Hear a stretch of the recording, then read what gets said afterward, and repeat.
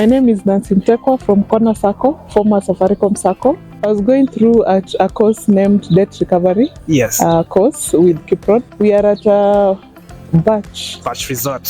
Resort in Naivasha. Yes. Yeah. Yes. From the course, my biggest take home is the importance of CRM in debt recovery, and also the legal aspect of debt recovery in SACCOs specifically. I recommend it to other SACCOs and also other students, let's say those that are studying cooperative management course. Yeah. Yeah.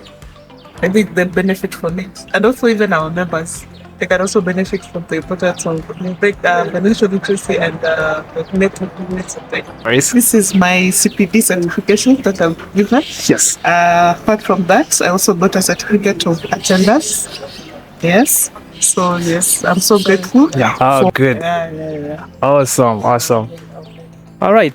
Thank you very much for the opportunity, and you stay blessed and continue following KIPROD for more.